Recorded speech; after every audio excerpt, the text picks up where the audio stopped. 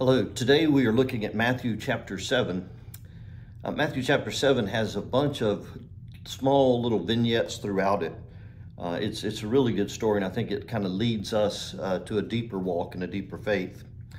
I want to start by, when we think of God leading us, I'm reminded of a Scottish woman that a man saw. She was going through town, and every time she'd get to an intersection, she'd throw a stick up in the air. When it came down, she'd pick up the stick and go her way.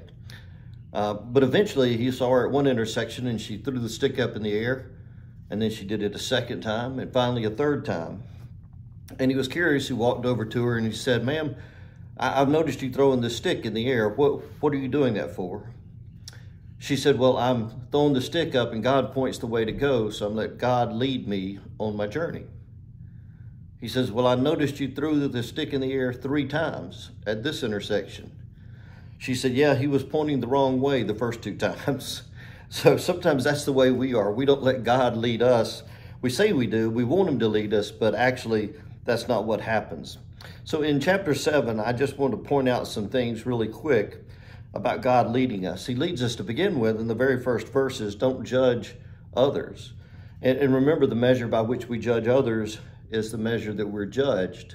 It's the verse that talks about the speck in our neighbor's eye when we have a log in our own.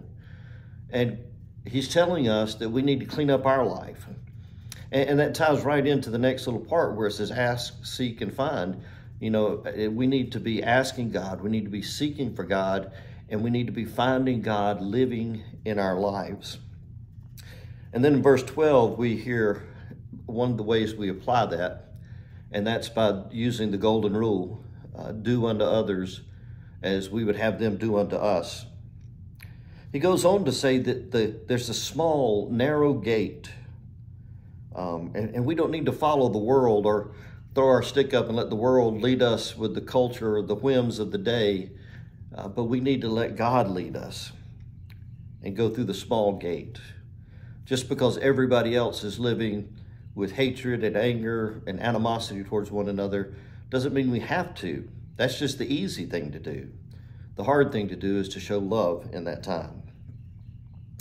Also, we're to be able to tell how others are by looking at their fruit, and they can see us by looking at our fruit. And we're called to bear fruit in our Christian walk. We can't just sit and listen and have it change nothing in our lives. A good tree must bear good fruit. That's what Matthew tells us. And then not just calling on the Lord. He says there are those who will say, "Lord, Lord," and I'll say, "I never knew you." It's not the ones that say, "Lord, Lord," but the ones that do the will of my Heavenly Father. And then finally we get to that part where we talk about building on the firm foundation. You can build on the rock, you can build on the sands, the rains will come and the foundation will wash away.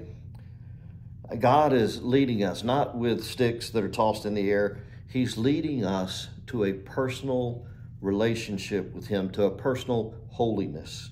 He's calling us during this season of Lent to lean into him and to build in that depth while we are in times of calm. Because if we have this firm foundation, we can withstand anything. However, if we wait until the waters of life are flooding in, it's too late.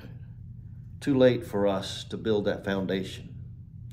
And all that we have will wash away like a house of cards. So let us seek God during Lent. And let us also seek to love each other.